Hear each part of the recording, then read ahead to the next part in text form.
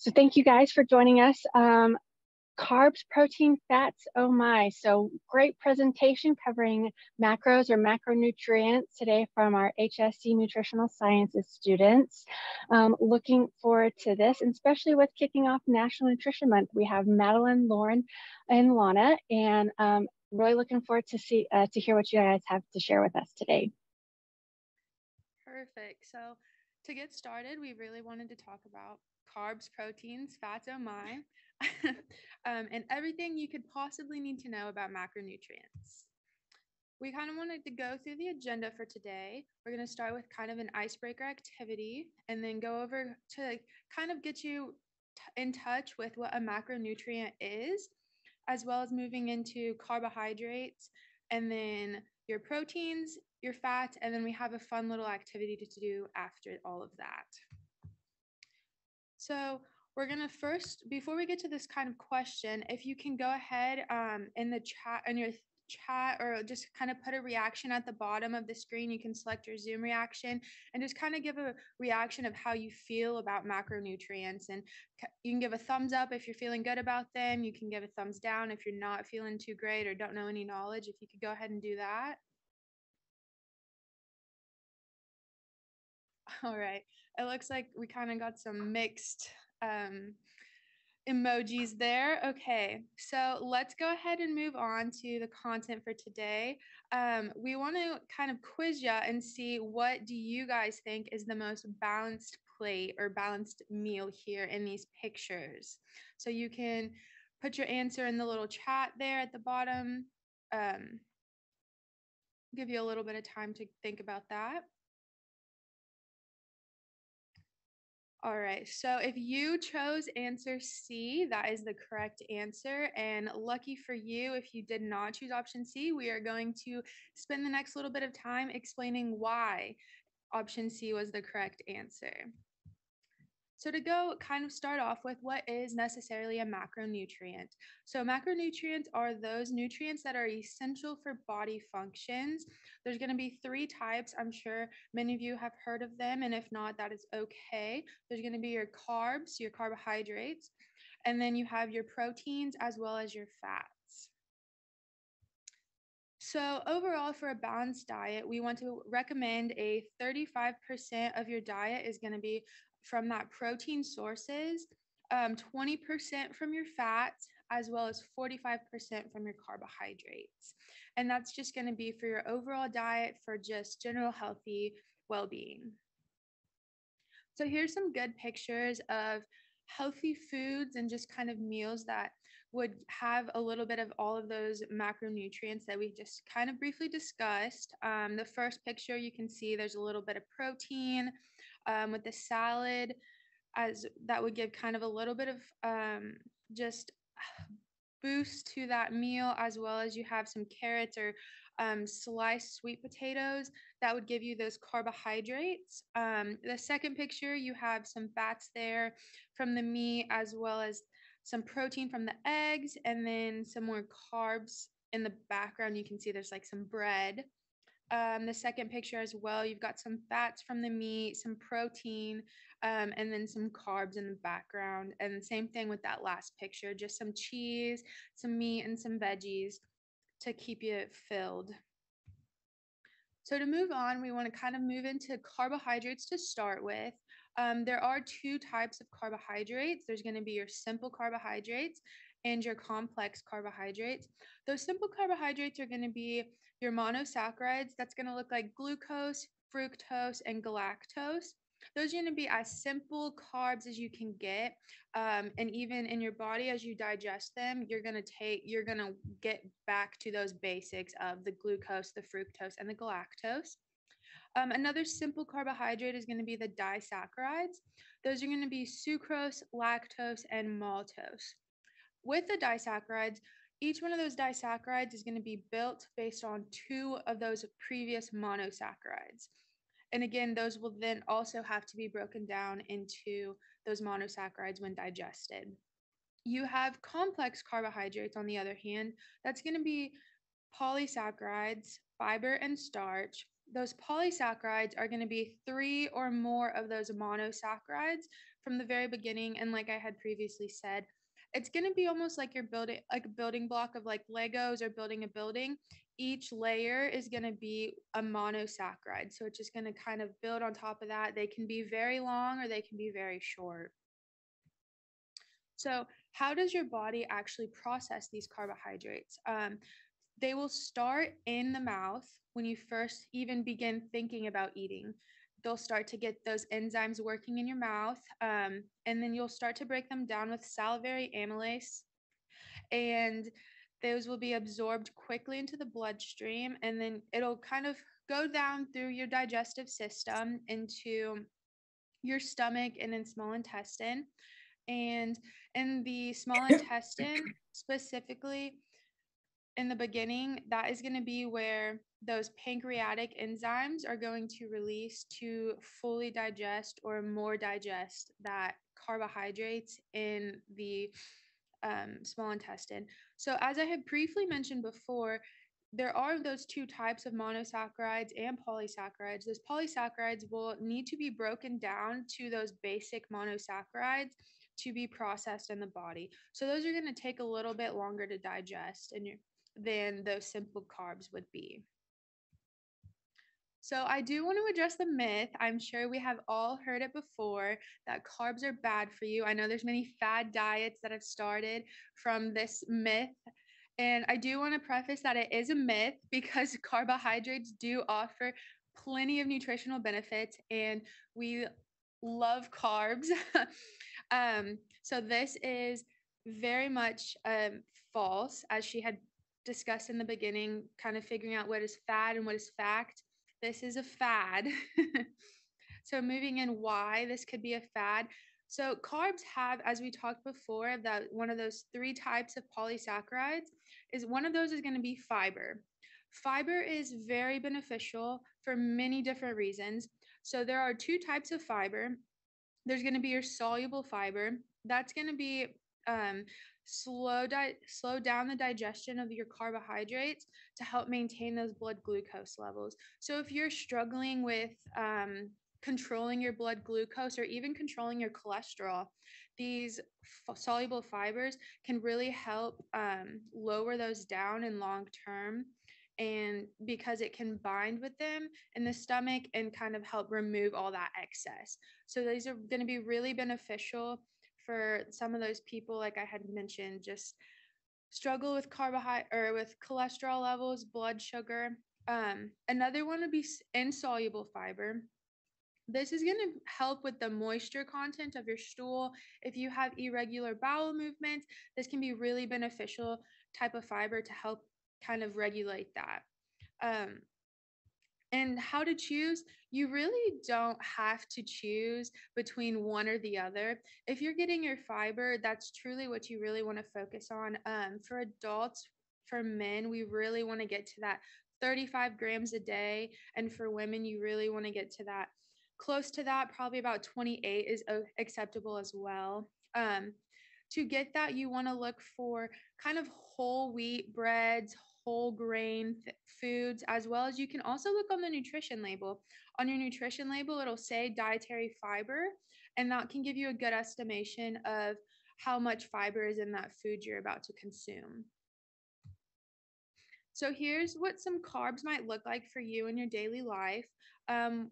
There's fruits on the left. Those are going to be kind of those simple carbohydrates that we talked about originally. Those are going to be very easily digestible. Those are going to give you some quick energy that you might be looking for. Those are really good to incorporate in each of your meals to kind of keep you going through the day. You have milk and dairy. Those are going to be that lactose that we talked about as a disaccharide, as well as some starchy vegetables. Now, the starchy vegetables, as well as the grains and pastas on the far right, are going to be more of that long-lasting energy. Those would be really good to incorporate for breakfast and just kind of keep you going through the day. You can definitely use those for every meal to kind of balance it out, but those are going to keep you fuller for longer, as well as just give you energy that kind of lasts the day so you don't hit that 3 p.m. drop. Okay, so what is protein? Protein's a complex molecule made from building blocks called amino acids. Protein is found everywhere in the body, from bone, muscles, skin, hair, nails. And then within protein, we have amino acids, like I said, and we have 20 amino acids that make up protein, but we actually have 9 out of those 20 that are known as the essential amino acids, which means that our body cannot make those amino acids. So we have to rely on food to get those amino acids.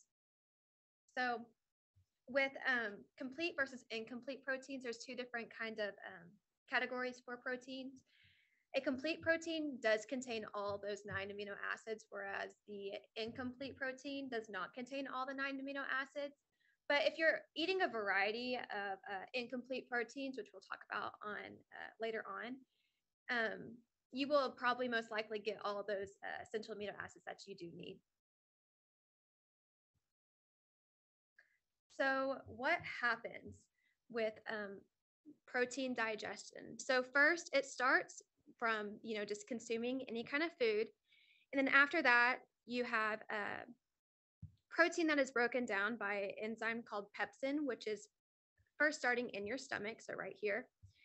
And then after that, once the protein reaches the pancreas, which is right here, the protein is further broken down into those amino acids once again. And then the third step with that is that the small intestines, which are right here, will absorb that amino acid. And then after that, the amino acids will be then transported into the liver. And then after it's transported into the liver, it will be released right into the bloodstream for utilization. And speaking of the utilizations, here are the functions of protein. Overall, protein regulates and maintains bodily functions, such as builds and repairs tissues in the body. So after having surgery or having a wound or working out, it's very essential to have that intake of protein to rebuild those tissue muscles or any kind of tissues or cells, since working out, surgery, or just having a wound does damage those cells or tissue. And then protein also supports the immune system. So amino acids make up immune proteins, like antibodies. So antibodies are helping us fight against infections, bacteria, stuff like that, any kind of foreign object within our body. So it's very essential when you are sick to get in those proteins to make sure that your immune system is at its proper pace and boosted up for any kind of infection that does enter into the body. And then protein also facilitates metabolic reactions. So once food is consumed, it is broken down into simpler forms by protein enzymes, like we just discussed. And then after it is broken down, those nutrients are then transported and stored through proteins. So after the body broke down those nutrients, the nutrients are transported into the cells wherever they're needed, or they're stored for another time when they are needed. So here comes another rumor that I'm sure we've all heard, which is protein only comes from meat, eggs, and dairy. That actually is false. There are other sources of proteins that are just as beneficial from meat, eggs, and dairy. So here are other proteins such as whole grains, legumes, nuts, and seeds. Those are actually known as proteins as well. And soy products, tofu, edamame, and soy milk. So if you remember from previous slides, we talked about the complete versus the incomplete, where the complete has those all 9 essential amino acids, and the incomplete does not. So your whole grains, legumes, nuts, and seeds will be incomplete proteins. But once again, if you do eat those in varieties, you'll most likely get all those 9 amino acids. And then eggs and dairy products, beef, pork, poultry, and fish, and soy products are all complete proteins. And furthermore, within your meat proteins, there's also like different high fat contents. So with your more of your lean meats, which is like chicken or fish, it's more of those healthy fats. And we'll go into that in a second. And then red meats is going to be more high in your saturated fats. Alrighty, we're going to talk about one last myth that you might have heard, and that is all fat is bad, which is just simply not true. Different fat is not created equal, and we're going to kind of talk about which fats are the best for you and which can affect your health the best.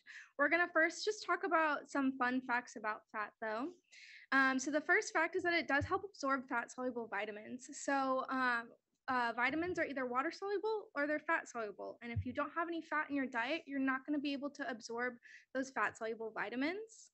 And the good fat, which we'll talk about here in a second, can actually help with cardiovascular disease. So if you have a history or you go to the doctor often and they tell you you're at risk, this good fat, if you incorporate it into your diet, can actually help with that.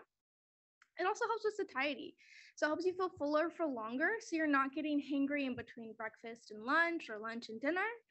And it is more calorie dense, which I know might scare some people, but it's important to pair that with like your fruits and your veggies. So again, you don't get hangry and you feel fuller for longer. There are some research to suggest that it helps with immune function as well and promote the antibodies that help you fight that infection. So we're going to start by talking about the good and the bad kind of fat. The first is the unsaturated fat, which is the best kind of fat for you. They're usually liquid at room temperature, but they don't always have to be. So you kind of think like olive oil, but they're also found in like salmon and avocados. They help improve your HDL. So that's your high density lipoprotein, aka that good cholesterol. If you've been to the doctor and they draw your labs, they might talk to you about this. Unsaturated fat is a good way to help raise it. You want it to be higher. It can also ease inflammation in the body. And then we're going to talk about the bad kind of fat that you want to limit, and that's saturated fat. So saturated fat is found in animal sources like meats and dairy. It's also found in tropical fats like coconut, palm, and palm kernel. I know coconut oil has some good marketing around it, but it's not actually the best kind of fat for you. It is pretty high in saturated fat.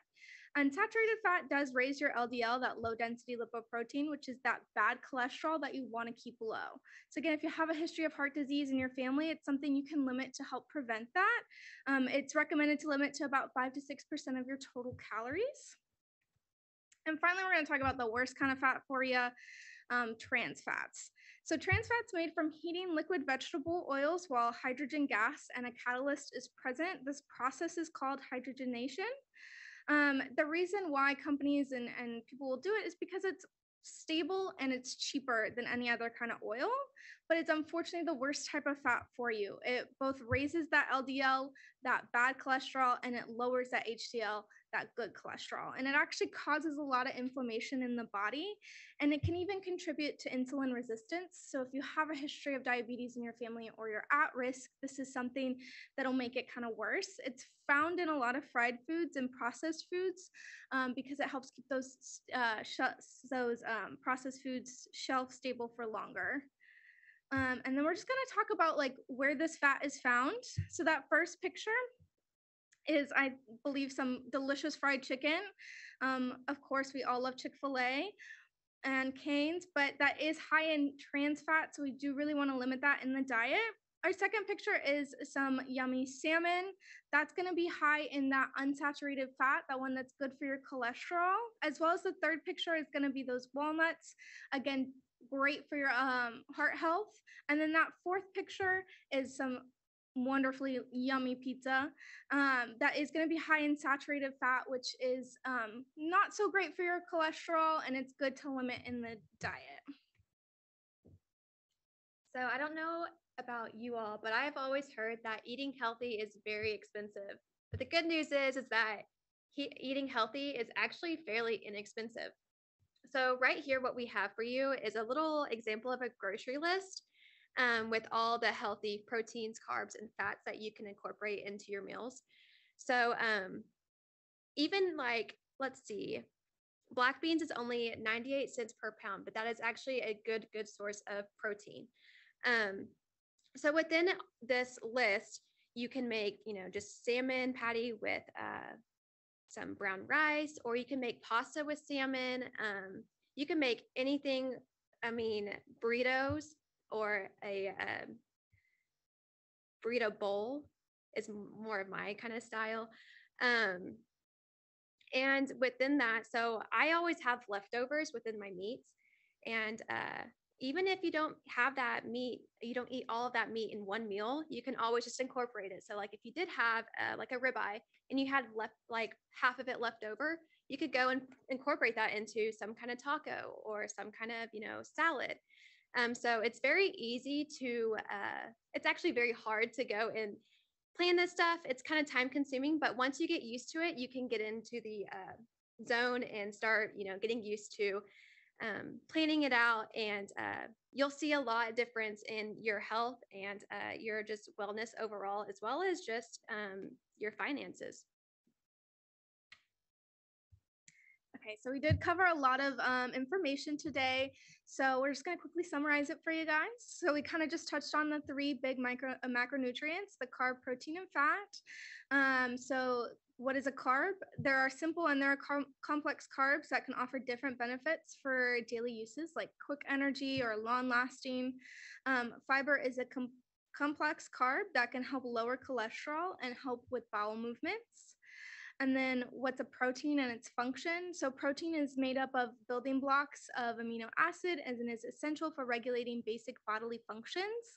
And you can get a variety of protein-dense meals by incorporating grains, legumes, and nuts rather than just sticking to only meat.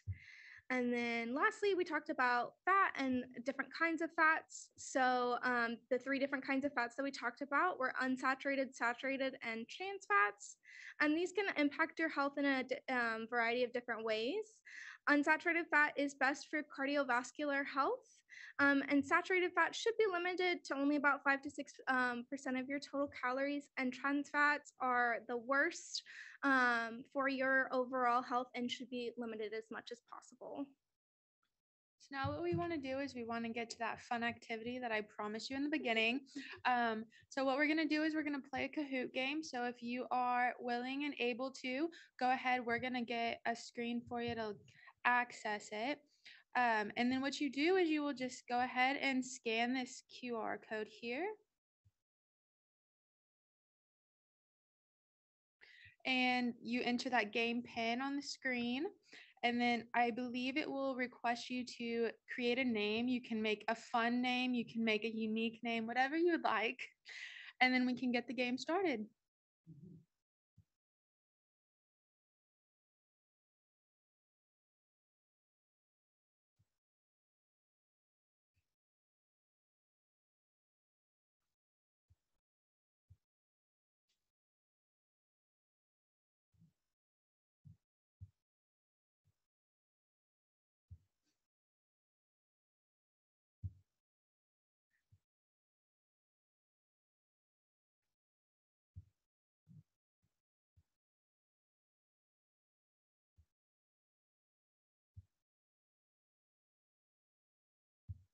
All right, we'll go 5 more seconds and then we'll get the game started.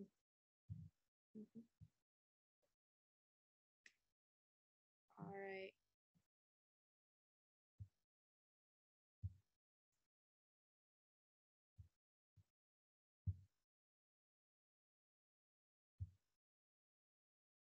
So what are the 2 types of carbohydrates?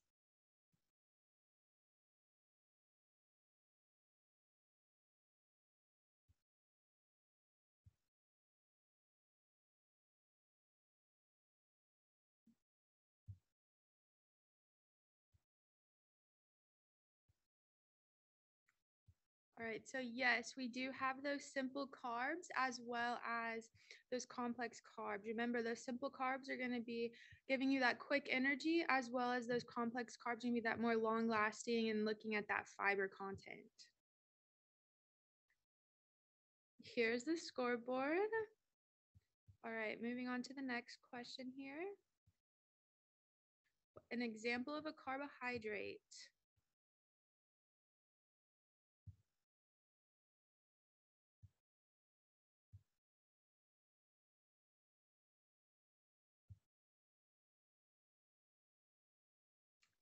Perfect. It looks like most of you got it. It is all of the above. Those fruits and vegetables, as well as those dairy products, are going to be geared more towards that simple carbs. Let's see what the scoreboard looks like now. It looks like Josie, I believe, is still in the lead. Let's see if she can keep that up with the next questions. Here's a true or false. Your diet should consist of 45% of carbohydrates.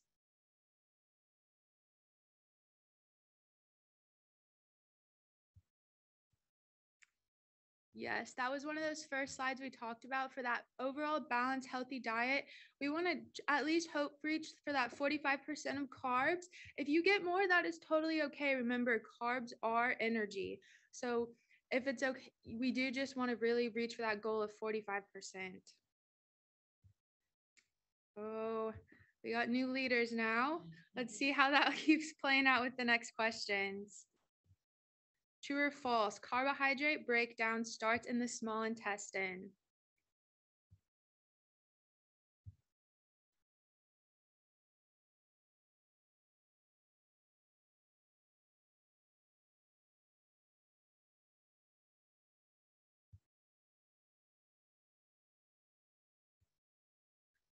That is false. If you remember, the carbohydrate breakdown starts in the mouth even before you even eat food. When you just start to think about it, those enzymes will start to get active in the mouth and start to produce. Yet again, we've got some new leaders on the leaderboard. True or false? Your diet should consist of 35% of protein.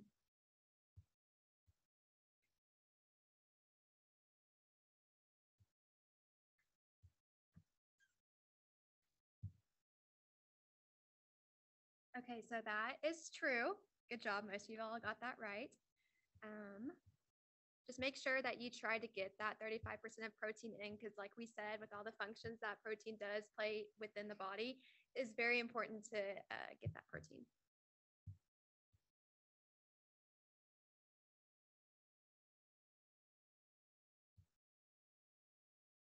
Okay, what is the function of protein?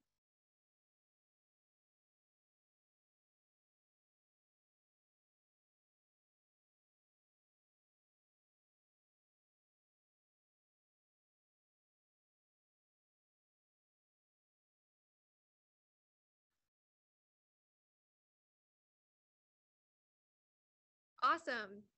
So with functions of protein, like I said, it was regulates and maintains bodily functions such as, builds and repairs the tissues and supports the immune system. So all of the above and many more functions. Looks like Carrie has been on top, like what, 2 times in a row, 3?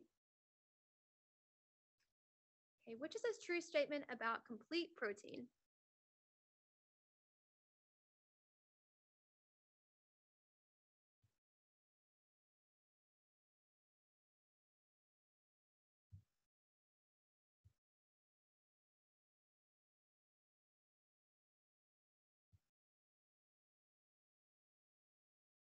Oh, good job. So yes, complete protein does contain all of the 9 essential amino acids. And whereas incomplete does not contain all 9, but if you do just eat a variety of that incomplete, you most likely will get that all 9 essential amino acids.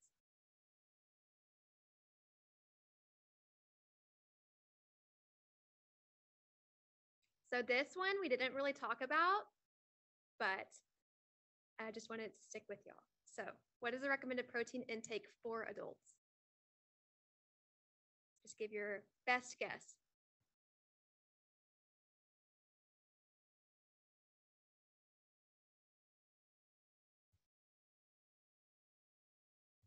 Okay, so the recommended protein intake for adults is actually 0.8 grams per kilogram per day. So 0.8 grams of protein per kilogram of your body weight. So what you would do is that you would multiply the 0.8 times your body weight in kilograms, and that will be all of the protein that you need within one day.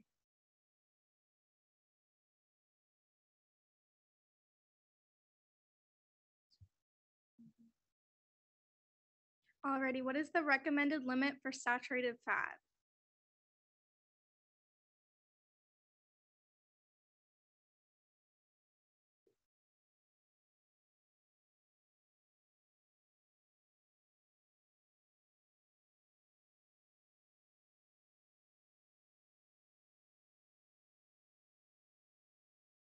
Already, it is 5 to 6%. We do want to limit that just for the best cardiovascular health. Oh, looks like Carrie's back on top.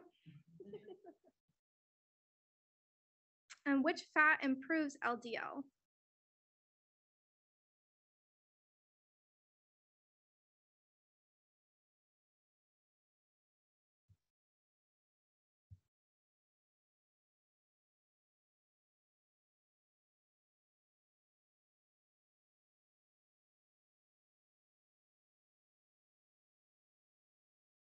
Alrighty, so saturated fat does raise that LDL. Looks like Carrie has managed to stay on top. And what fat should be the most limited in the diet?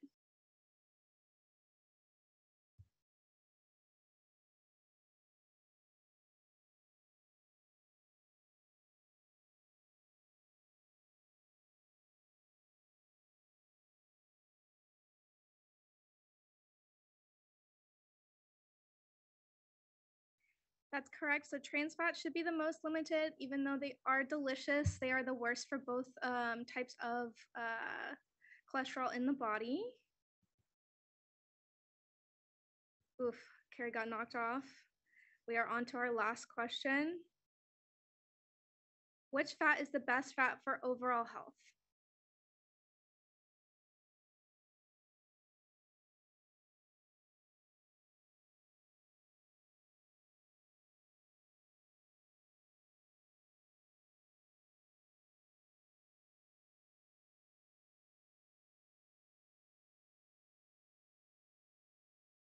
Alrighty, so it is unsaturated fat. It's gonna help raise that HDL, that good cholesterol that we do want raised, and it also helps to ease inflammation in the body.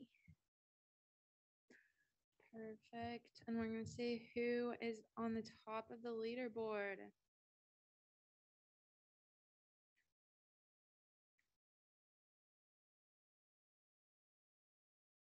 All right, there is our top 3 winners. Unfortunately, we have nothing cool to give you today as for winning, but you do get you can pat yourself on the back. You learned some information today.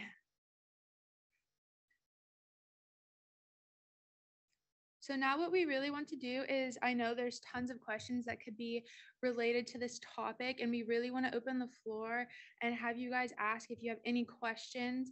We would love to hear them so we can answer them and kind of even wean out more of those fads versus facts.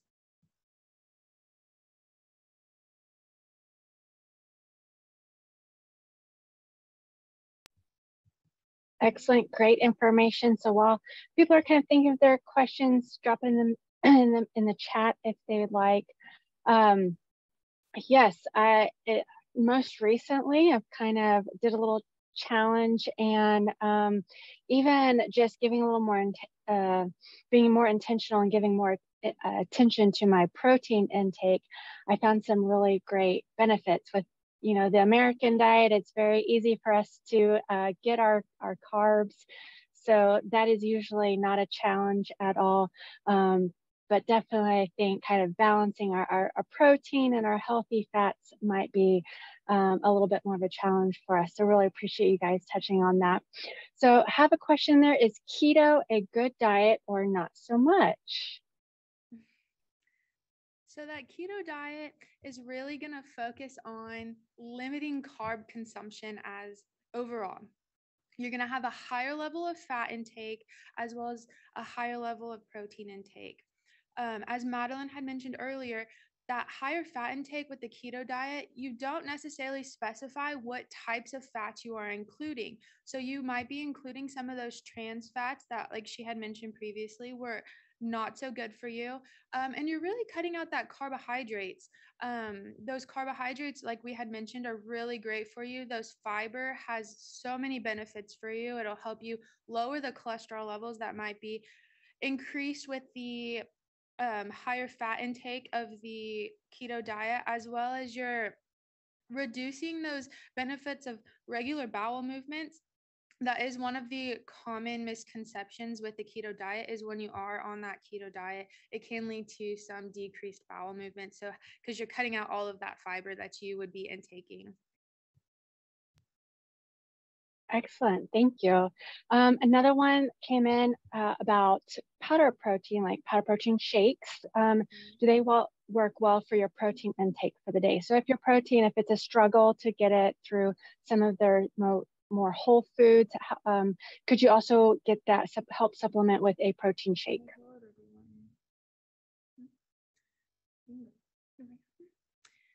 So I don't know a lot about the protein, so we're more just food focused, so food first. But I do know within whey and casein, those are more the known proteins that you would do in protein shakes and stuff like that, and they are easily absorbed. But I could not tell you a lot about that. So I will mention that certainly with any of those, you kind of want to keep an eye on those sugars or added sugars that you might see them add into those protein shakes. So something definitely to be mindful of as well with any of those things, certainly with the labeled healthy items. How they make them taste so great is adding that sugar. So be mindful on those things too. So which leads us in, are artificial sweeteners safe? Artificial sweeteners do have their benefits, as especially with those patients who are diabetic, these will offer them great substitutes to be able to still consume some of those carbohydrate dense foods that they might have to be kind of told that they couldn't eat. So some of those some of the great benefits of those artificial sweeteners are going to be to help those diabetic patients can still, if they can't cut out that Coke that they have, well, maybe let's think about a Diet Coke to still allow them to live their life how they would appreciate to live, as well as not necessarily kind of decreasing that just because they got diagnosed with some sort of diagnosis that could be potentially concerning to them. We really want to focus on that overall balance, because that's truly, as nutrition, what we want to do is just that balance. So artificial sweeteners can be used in that way, as well as just if you want a slice of cake, artificial sweeteners are great for that same aspect, to help those who are supposed to limit their carbohydrate intake for health reasons, that they can still consume and eat the things that they would like to eat without being eliminated. Fantastic. And how do you figure out your macros for fat loss, or have any recommendations of kind of helping to figure out or balance those macros if you're looking for weight management? So a great place to start would be MyPlate. You can go ahead and access MyPlate through any, if you just Google MyPlate, you can access it. They have great handouts to start with. I think the best way to start with those macronutrients is going to stick to that kind of 45% carbohydrate intake, that 35% proteins, and really focus on that fat intake of 20%. And then with that MyPlate, it'll even offer different ranges and to like of your fruit consumption or your vegetable consumption, and separate those out even more in detail. But really, to start with those macronutrient counting, you want to I would highly recommend looking at MyPlate and like even the dietary guidelines that they have through that MyPlate. Wonderful, thank you. Yeah, MyPlate is a great resource and tool. Kaylee's dropped that link in the chat too. So if you all need to, click on that and head right on over to that. Yes, Carrie, MyFitnessPal also has a portion in it if you're tracking your nutrition intake, where you can adjust it basing off of your macros. It has that option in there as well. So I've utilized it, and it can be helpful if you're going that route with looking at your nutrition and how you have it balanced out. Just like the ladies have said today, there's kind of a baseline of where to start off with how you divvy up your macros, but that's not the end all be all. It's also good to just kind of base off of your physical activity level, working with your doctor if there's any other health concerns that you're working through, can, just kind of finding what the good balance between all of those is for you. Have another question. Should your meals be similarly balanced each day, or is carb fat cycling recommended, where you have some days where you eat more or less carbs or fats? So what we would really like to recommend is that you really want to get that overall for overall well-being, health, and just to get all of the great benefits that we had mentioned today, from the fats, the proteins, and the carbs, to get your fully balanced protein and diet goal, or protein, carbs, and fat goals, and for those percentages that we had mentioned, or even just getting those macronutrients every day. When you start to get into that cycling, it kind of gets a little tricky, and you're just kind of missing out on really some of those great benefits that we mentioned from each of the macronutrients. And so just having that overall health, and you don't have to necessarily make sure that you have a certain amount of grams per meal of protein or a certain amount of grams of carbs per meal. You just overall, you want to have a great balance, and that's what we really want to focus on, is just having that great balance and living a good quality of life. And eating healthy doesn't mean that you have to cut out all of those negative or terrible things the media might tell you have to. There's great benefits in balance. Great. And what about intermittent fasting? So intermittent fasting has its benefits, as there has been research that shows that it could be beneficial for certain populations. But again, that is just certain populations. I keep repeating myself, I feel like, but we love a good balanced diet. If you miss out on that breakfast, so intermittent fasting, I typically will have you eat in a certain window through the day, and you're missing out on some of that, the ability to have those more complex carbs in the morning with that whole wheat toast or some good oatmeal to get that energy through the day. Typically, a lot of patients that do that intermittent fasting kind of feel that drag towards the end of the day because they don't have that energy to continue with all of the activities that this busy, I feel like everybody has a busy life, that they need all of the energy they can get. Excellent. A lot of great questions. Let's see here. Oh, and Carrie dropped in there. Some programs recommend eating the full nutritional intake, just only in the eating window. Right. So kind of intermittent fasting is interesting. There's different ways you can approach intermittent fasting. Absolutely. So certainly, again, I always recommend, working with a registered dietitian, your physician, on really finding what works best for you, especially if there are any overall medical or health concerns, issues that you're trying to help manage. It's always great to utilize a registered dietitian and your physician in really finding the best balance for you. But absolutely, like I've heard several times, I'm sure many of us have, and what the ladies continue to reiterate here, is what you'll hear from those registered dietitians or those working towards being a registered dietitian, is really trying to get a nice balance of whole foods with your fruits and vegetables, lean proteins, dairies, your whole grains. So really finding that good balance. Is it terrible to utilize if you need, protein shake or some of those supplements? Not necessarily, but again, really striving for those whole foods and getting a nice balanced variety. So thank you, ladies, so much. I think we have covered the questions.